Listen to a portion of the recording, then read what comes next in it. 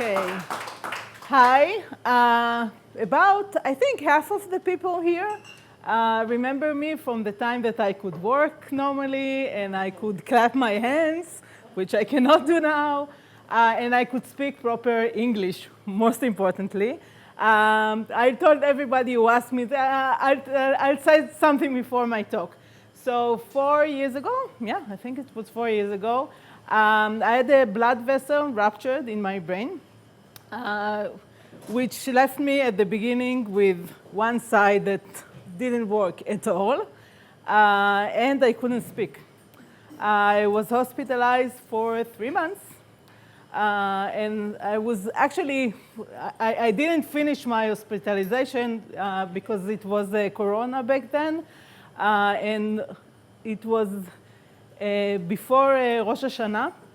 And they said, okay, we have another lockdown, so say bye to your husband and kids. You will see them again in 3 weeks. And I said, I don't think so, bye. And so I went home before it was even finished. And like physically, I work on it a lot, and I can walk. I can move my hand in the upper parts, but not the fingers yet, or at all. The thing I have now on my hand, just hold the fingers straight, because otherwise the hand will close and the muscles will get shorter. And the most, I don't know, scary thing for me was that at the beginning, I couldn't talk okay. But I couldn't think. And that was very scary for me, because doing work in the lab, I'm not doing that way before this thing. I told Orit that I was never, ever in the animal facility in the new building. And I am in the new building from when I was well. I said, that's... The students do that, I do the other stuff, but thinking is my job. And it took a while until this came back also. So in Hebrew, I think I can trick everyone to think I'm talking correctly-ish. But in English, I still have some aphasia, and I sometimes I miss words. Especially if I haven't used them recently or at all in the last 4 years. So I always ask the people to, when I give lectures, like scientific lectures, I start saying I have aphasia in English, and I ask the audience for the words. They never, ever get the words right, sorry. So it's not your scientific audience as well, but it's funny. So so that's it. Any question? I've no issues in answering it. Sababa. All right, so astrocytes. Sababa is the most important. Yeah. And I assume you all know it, so... Yeah. Yes, Sababa you can translate, and also what? Yeah, but it's not. It's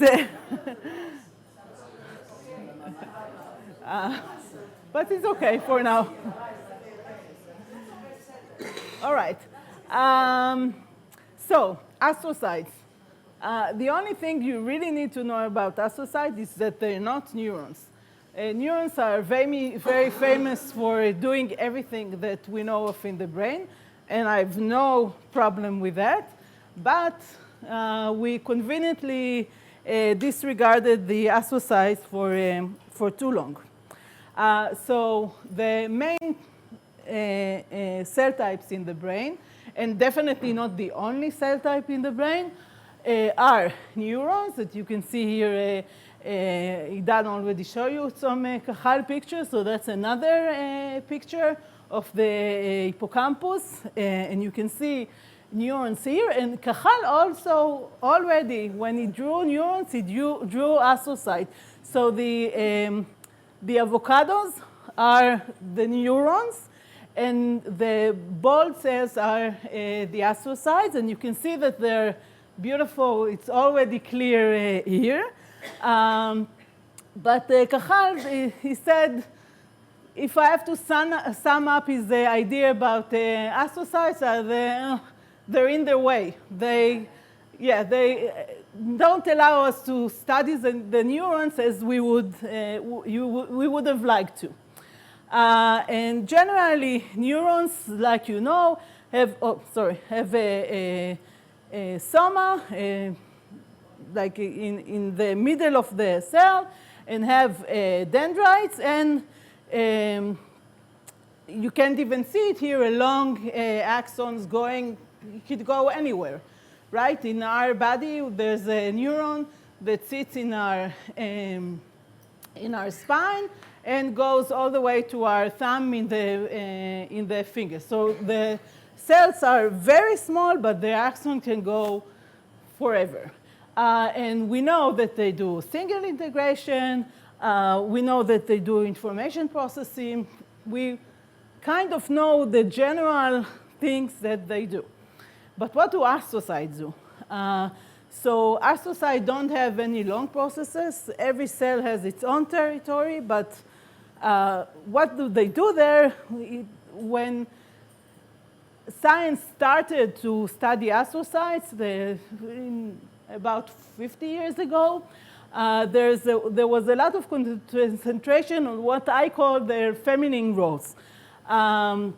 They take care of development, of course. They take care of homeostasis, which means that they clean after the neurons. They take care of metabolism, which means that they feed the neurons, and they respond to injury, and etc. All these, there's no nice way to say it. All these feminine roles.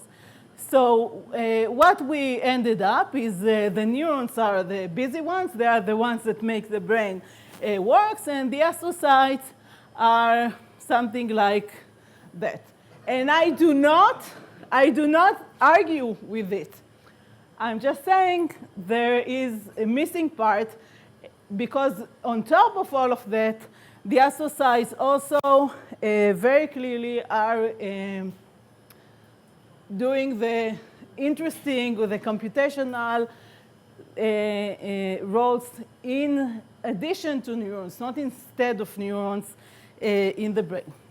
So I'm going to tell you about two things. First of all, a study that we did about the role of astrocytes in reward. You are going to understand every figure there is in the article, because it's really the beauty of things is that we can do relatively simple experiments because nothing is known. We can do simple experiments and yet learn a lot from them. And after that, I tell you about the role of astrocytes in Alzheimer's disease. And that is not published at all. Okay, so we have in the lab a microscope, a 2-photon microscope that allows us to look at cells in the brain in a live moving animal. Okay, and what this animal, this mice, is doing is to run on a treadmill, and his virtual reality, we have a virtual reality for mice in the lab, and he sees his wall is progressing on the virtual reality while he's running on the treadmill. And he runs in circles, and every circle of the treadmill here is the circle, and in some place in the circle, there is a reward. And the reward is just water. The mice drink under the microscope and only under the microscope. Okay, so they want to run, and they want to run just to get the reward. And here you can see them. They run one lap, get a reward, another lap, get a reward, etc. And they can run many laps in less than half an hour. And while they're running, we can image, sorry, you can't see it at all, right? There's here, there's a movie of astrocyte? No. Okay, there's a, you'll have to imagine it, but yeah, no, sorry. It's these astrocytes here that you cannot see moving here. Not moving, but the calcium inside them turning on and off. And we can take out their activity levels and look at them. And actually, this study is, I always say if there are a PhD student or postdoc student, this is the story of a failure. Okay, we were looking for one thing. We wanted to see if there are placers that are astrocytes. You probably heard about placers. They gave the Nobel Prize to John O'Keefe. I don't know, it was 7 years ago probably. And he found neurons in the hippocampus that turned up only in a specific location.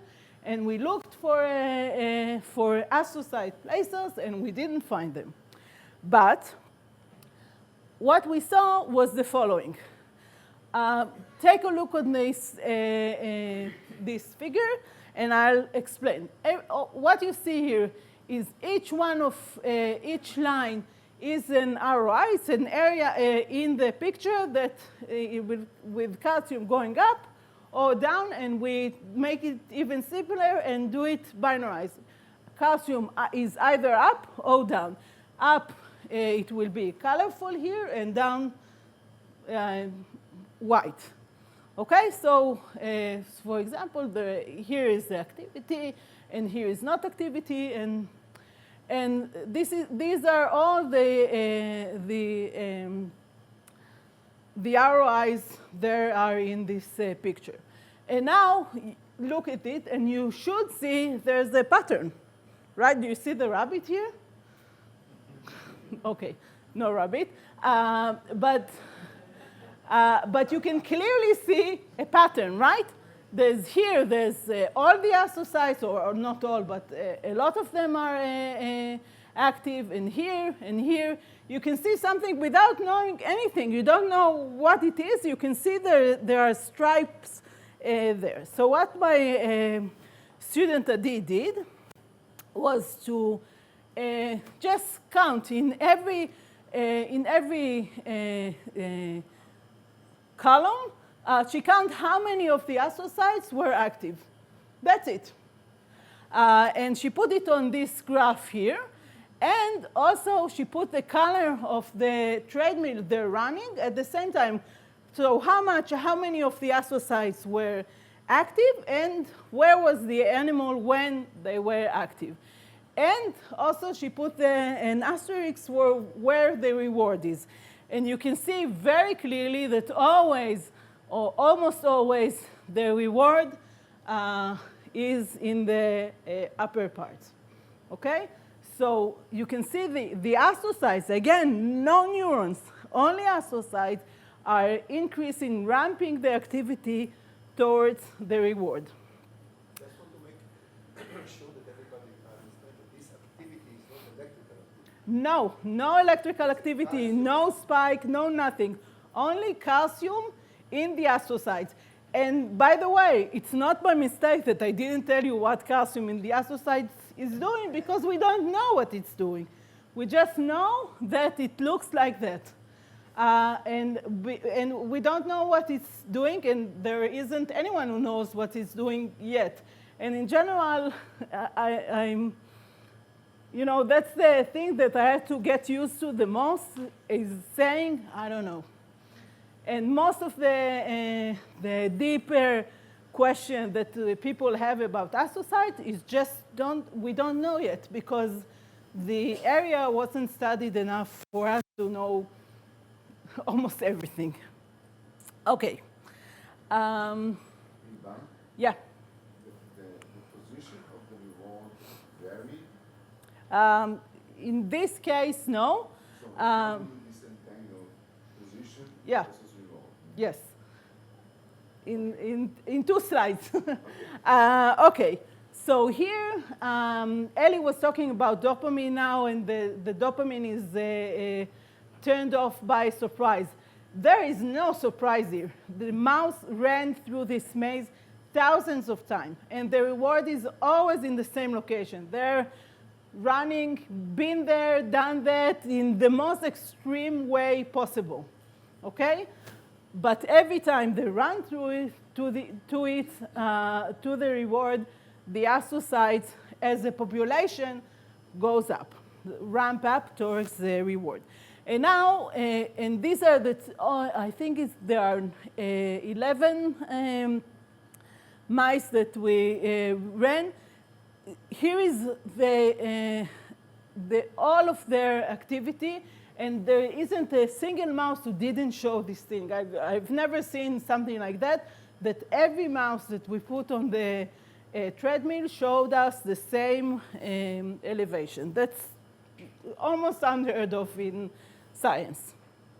Okay, and now there's the real thing, the real questions start to emerge. For example, again, I'm saying the mice were there over and over and over again. What happens if we put the mice in a new environment, a new treadmill, a new virtual reality? What happens then if they weren't there 1,000 times before? So here is the familiar environment, and you already know there's a ramp towards the reward. Great. But what if we put them in a new, novel environment? This is what happens. The ramp goes away.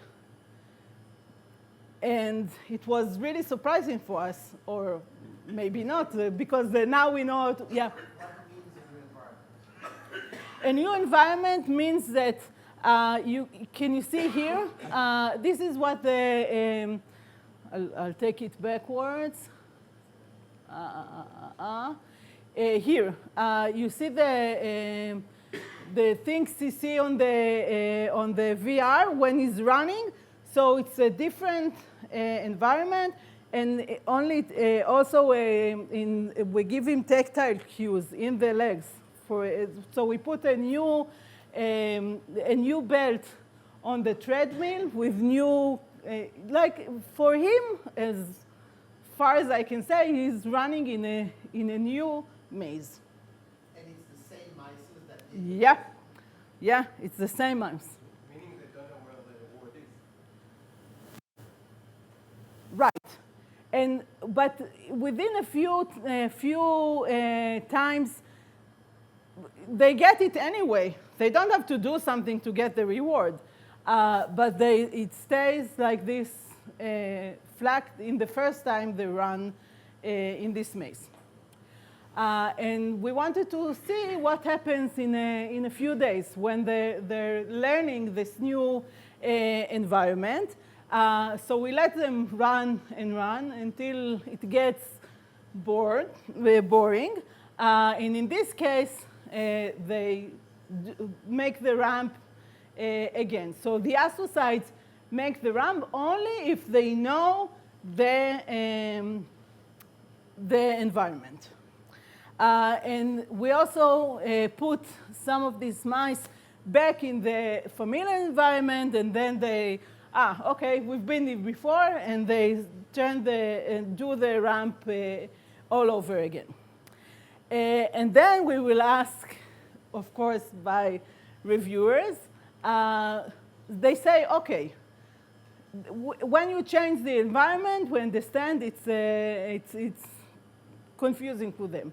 Don't change the environment.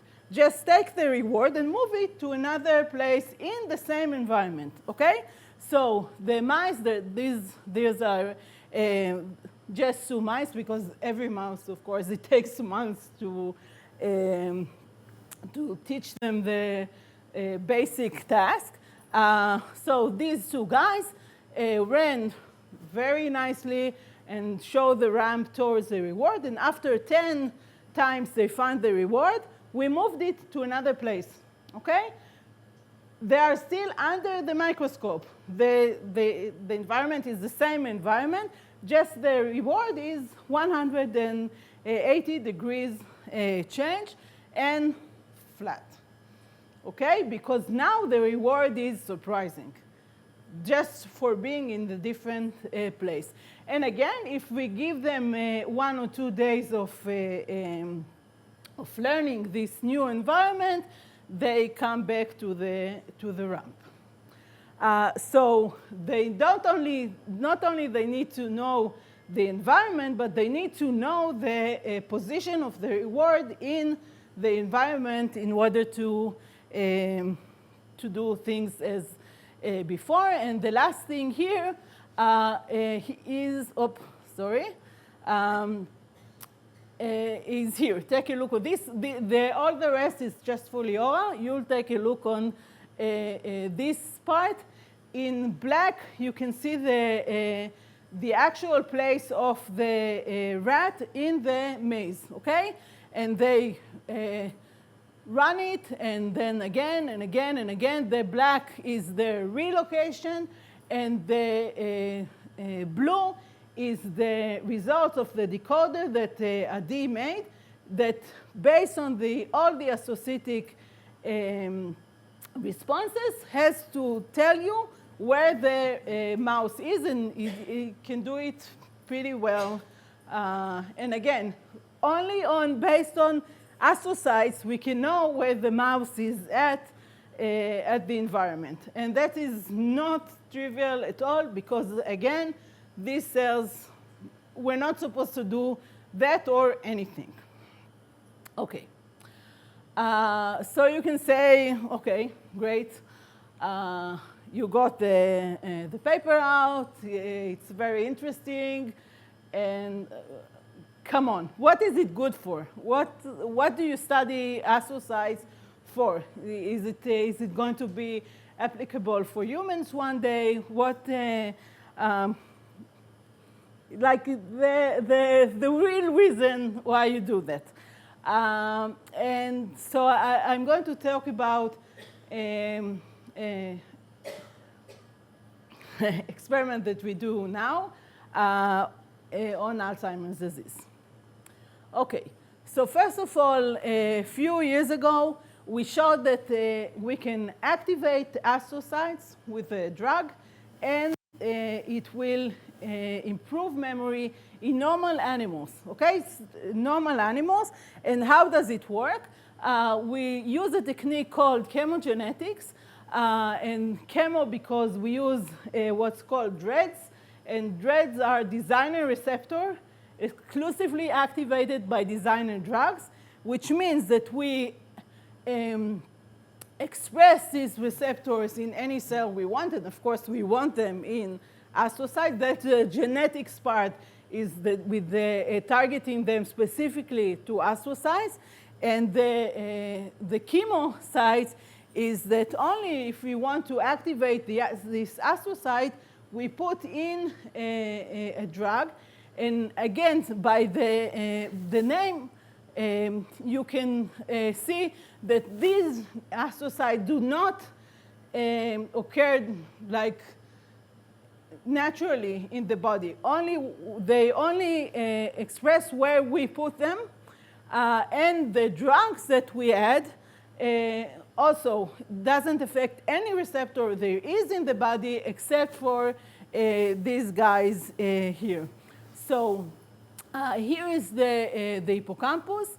I don't know if you can see. Can you see an astrocytes here and here? בערך. And one neuron, you can see that Adi is stained. It's a different Adi. All my students are called Adi, but this is a different one. And when she put CNO, the drug, on these cells, we have the neurons in the hippocampus, of course, and the astrocyte, they sit in the same place. And when we apply this drug called CNO, we activate the astrocyte. And what we see is that if we give CNO during memory acquisition and then test the memory on the next day when CNO is long gone and we don't do anything, we get a memory improvement. So these are mice, are regular mice, okay? They remember perfectly well, but they can even remember better than they do regularly if we activate the astrocytes. And so we did it like that chemogenetically, and also we did it with optogenetics. And in opto, the opto part means that it is the same receptor like in the optogenetics, this one and this one. Inside the cell, it's exactly the same. That part and that part are the same. Only the external part here will be activated by CNO, and here it will be activated by light, which is put a laser on the brain and deliver light, and we get exactly the same. And here we get it, we do it during acquisition, just like in the chemogenetics before. And then we get an even bigger increase because it's, we don't have to give it half an hour before the acquisition and it stays in the body for several hours. We target exactly the time that we want and get an even bigger effect. Okay, so that we saw a couple of years ago, and my lab manager, Tirza, who is awesome, she wanted to work on astrocytes. And I said, no, I don't like disease models. But she said, no, I want to work on astrocytes. I want to work on astrocytes. Okay, so I don't like disease models, but I like Tirza. What? She wanted to work on Alzheimer's. On Alzheimer's, sorry. So, oh, yes, she can work on astrocytes as much as she wants. Yes, she wanted to work on Alzheimer's. So she got these mice. They called, the mouse is called 5X fuzz because they had 5 mutations that were found to be, to underlie Alzheimer's disease. There are way more than 5, but these guys have 5. And you can see all the green dots. They're way bigger than cells. And these are amyloid beta plaques. Okay, these mice are sick. And we only work on them when they're old, when they're 7 months old, which is old for mice because mice live up to, I don't know, 2 years in the lab, never over a year in the wild.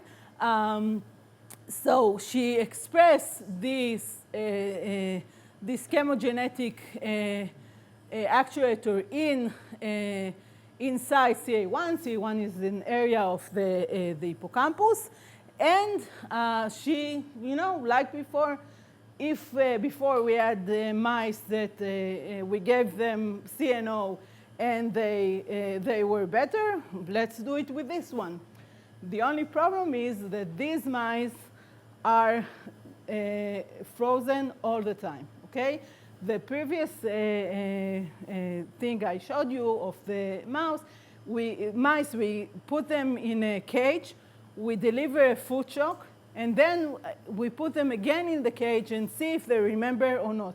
And they show us their memory by freezing, okay? The problem is that these 5X fat mice are frozen all the time. You don't need to give them food shock. You don't need to give them, the mice are almost always frozen. So we had to come up, what? Frozen. Not moving. Yeah, not moving. Yeah, no, not frozen in the freezer, frozen. Yeah, they don't move at all. It's amazing to see it because why aren't you moving? I've done nothing to these mice. Even if I'm not looking at them, they are frozen all the time. So what Tirza found out is amazing is can you see the mouse swimming here? Okay, the task is called the radial arm water maze. And the mice just have to swim until they found the right arm of the maze where there's a platform and they can stand on it. They can stop swimming. And we had to do it in water because otherwise they're frozen on land all the time. And in water they have to swim, otherwise they will drown. Okay, so if we looked on the controls, these are the control mice. It takes them like 8 hours until they found the location. This is the ex-FAD mice, and they are worse. And here, as opposed to what I shown before, the higher it is, the worse they are, because they're making more errors. Okay, so they are worse, and they're supposed to be worse because their brain looks like that with all the amyloid plaques. And then we give them CNO. Okay, in the control mice, of course, we know already that this GQ chemogenetic receptor in astrocytes improves memory in normal mice, in the control mice, and also in the control mice of these animals, it improves their learning. Now they're doing just, 3 errors. But what was really surprising was the, okay, what would you guess you'll get in the XFAD? Hmm? Right, improve, and you'll look for somewhere like here, right? That's what I thought. Here it improved by, let's say, 50%. I will find something that they'd be like the normal mice. This is what we found. And I said, nah, you probably did something wrong. Do it again. And again, we found it. And this is amazing. And it's better than the control group did, no? I don't know if it's better, but it's as good as the control. And I have no idea how they can make it, make such an effect in here. It looks like 1% perspective is much bigger. Yes, yes, right. Yes, exactly. I was like, what? How? And I'll tell you right now, I don't know how, but let me tell you what I do know meanwhile. So we did, there's a, yes? When you give this drug, this is chemogenetic? Yes. So when you give this drug constantly to this Alzheimer's mice, do they continuously be able, or is it continuously be able? You have to give this drug? I will not answer it now. I will answer it in 2 slides. No, 3 slides. And that will be the last slide, so it's okay. All right. So there is a very common thing that we do in these mice is testing their LTP. LTP means long-term potentiation. And what happens in LTP, can you look on the blue? The blue, no, circles. Okay, so this is before we did anything, so nothing happens. And after a quarter of an hour, we give them the neurons. This is a measurement of what happens to the neurons when we activate the astrocytes. Okay, we give them an LTP, trigger, a high-frequency stimulation, and after that, the same neurons are more active. That is exactly what the plasticity should look like. The neurons that were fired together, wired together, they got high frequency simulation, so they all fire together, and now they fire more potently. And just so you'll, this is, whoa, sorry. This is 300%, okay? That's normal LTP. Never mind the green line. These mice show normal LTP even without astrocytic activation, which you would expect. And then with astrocytic activation, it's even higher. Okay, and what about the XFAD mice? In this case, they saw no LTP at all, these mice, which was, I think, was shown in the past because it's really, it's a very, it's like the thing you were expected to do first of all, so it was done before. And if we give them CNO to their, in their, we just inject them with CNO, then you see something that looks like that. You see an LTP, but it's not as high as in the control. So this can't explain why we see such an improvement in memory. Another thing that we looked at is their beta amyloid plaque. Okay, I told you that these green, sorry,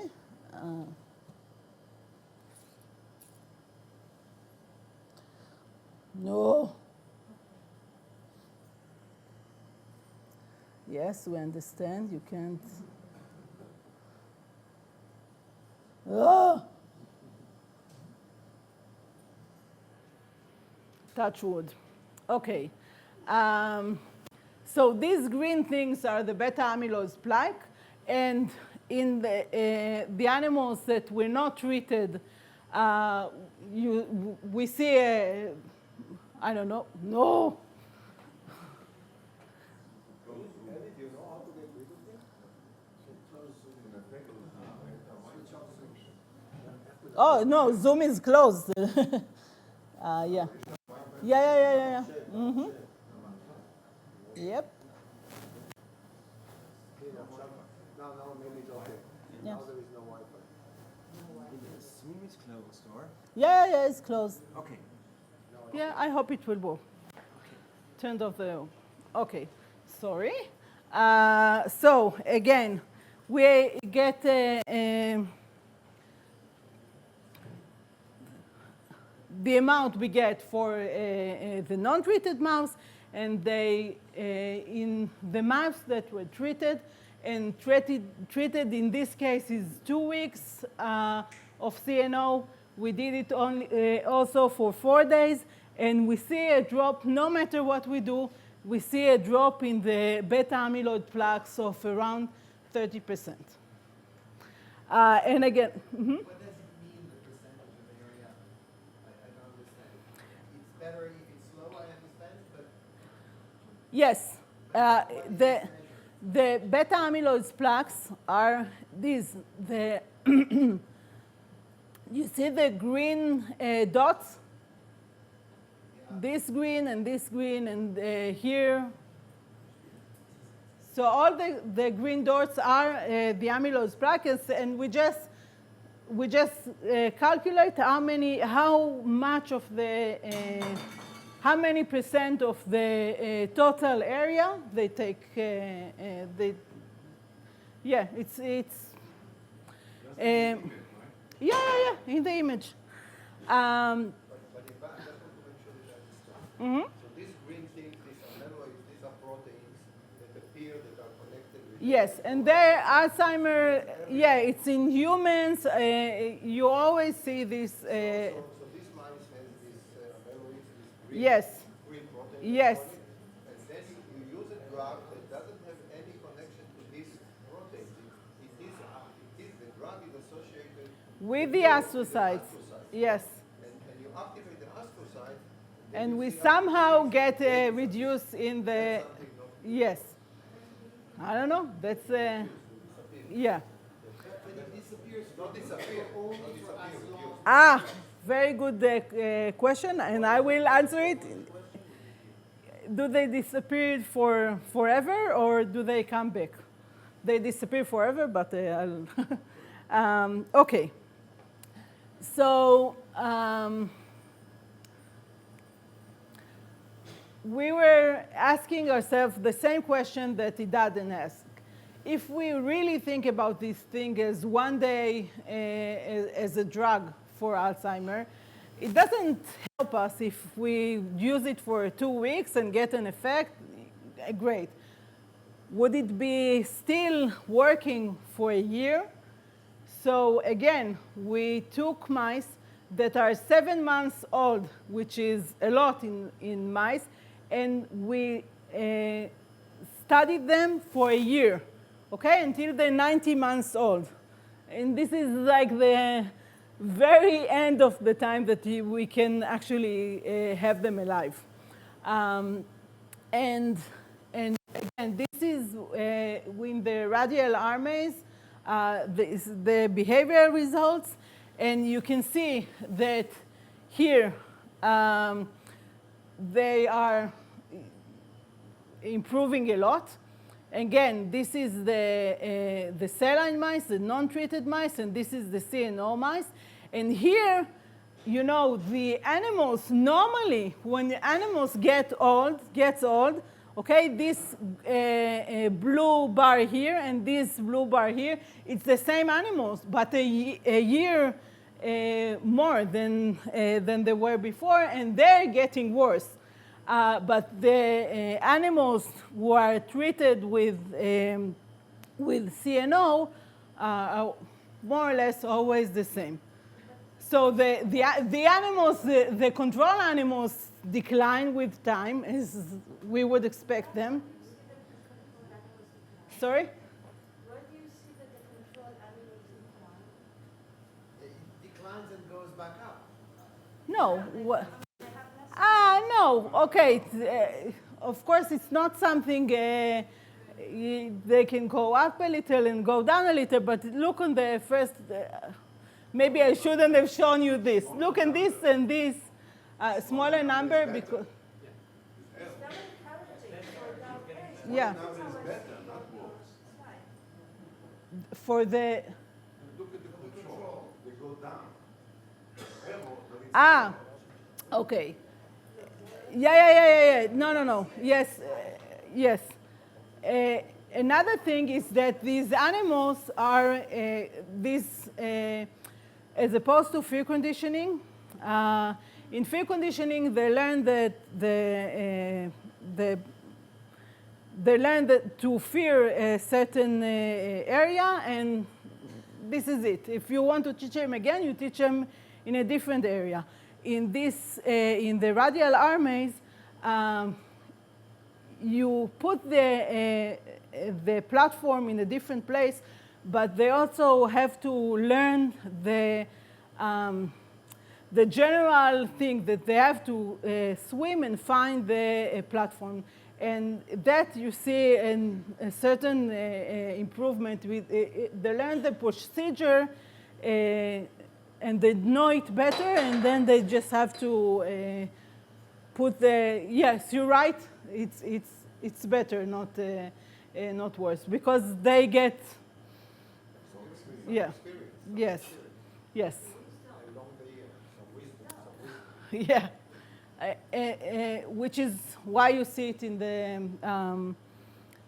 the controls. It's weird that in these animals that are sick, you still see it, but you do. Why is it not moving? And also in a year, this answer your question. Okay, they got the CNO for a whole year, and still you see this decline in beta plaques. And now we only need to find out a really small thing. why they do it, and I don't know why. This is the beginning of an But they experiment. go to CNO once or on a regular basis during the year? Again? They go to CNO once, No. For a whole year. for a whole year they go to Yeah. Yes. regular treatment. Yeah, it's in the drinking water. They get it all the time for a whole year. If you stop, it goes away. Exactly. And then I don't think I have. No, I haven't brought this the slide, but I can answer. I was asked again and again. Okay, so if you stop the CNO and I don't know, wait for 2 weeks, what will happen in 2 weeks? And I was saying, well, of course it won't be there. If I stop the treatment, I stop the treatment, so of course it won't be here. But I was asked again and again and again. So I was like, Tirza, just do it. And so I can say I did it and not that I think of. So we gave them a CNO for 2 weeks. And again, we see this amazing drop in memory. Improvement, sorry, in memory.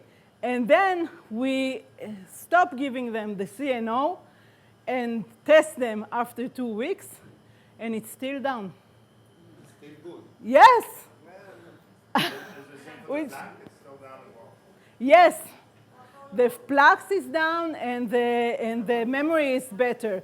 Okay, so we did it 2 weeks on and 2 weeks off, and now we're at the we do it for 2 weeks on and a month off, and I don't know yet. This month it didn't end yet, but yeah, we'll see. Maybe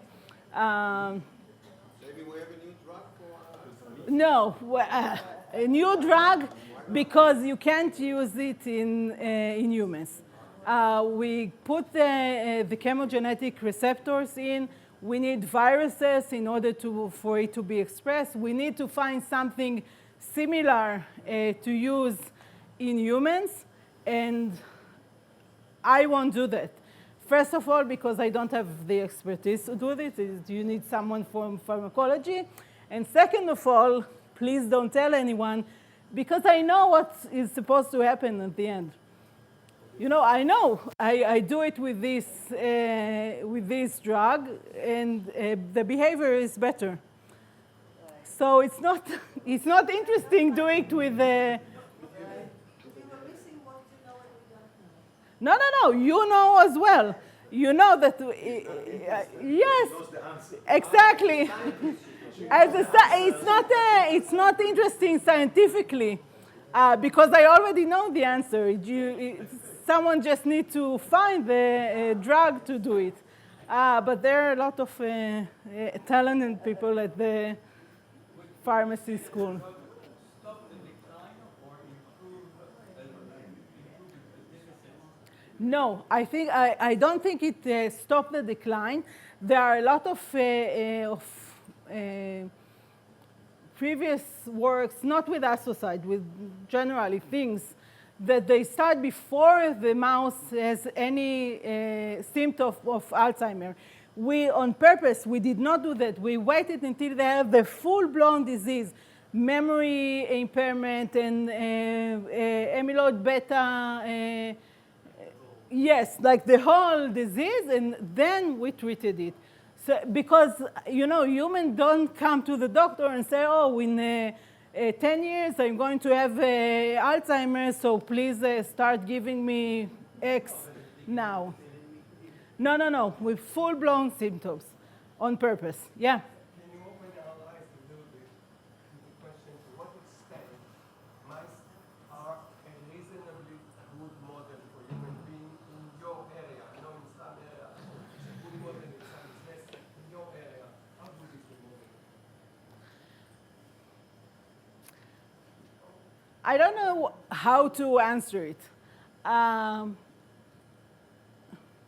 You know, whenever people are asked, what is thrown at us always is thalidomide, the drug that so mice are no good at all. I hope that they're good enough because that's what I have. I cannot do it on any other species because you need a lot of mice and to try this and that drug and to try it this long and that long. And you can't do it on monkeys. You can't do it on, you can't do this kind of experiment on anything higher than a mouse. So I hope it's good enough, but I cannot tell it's good enough. Just to mention that most of the drugs we take were developed on mouse. Most of them. Some of them work on mouse and do not work on us, but most of the drugs we use were developed on mouse. The statistics are about 5%. You have a good drug for a mouse, and about 5% maybe 95%. 95 it will go, and about 5%. But this is at least hope for the 5%. Yeah. Can you see the pessimist? Do you think that if you looked at the beginning of decline of Alzheimer's, you would see a decline in the activity of the astrocytes before you saw a decline in the activity of the neurons? People have done it, not this exactly, but, and you know what, it's like everything in astrocytes, tell me what the answer you want, someone did it and I can give you the answer you want. But if you want a reverse answer, someone did it and got a reverse answer as well. It's very, I don't know, fishy. And this exactly, this is why we ignored what happens in the disease progression and just skip it to the full-blown disease and started from there. There are opposing findings to the beginning. Okay, so I hope I convince you. If you come out of here and you say, astrocytes are beautiful, okay, I've done my, my thing. Yeah.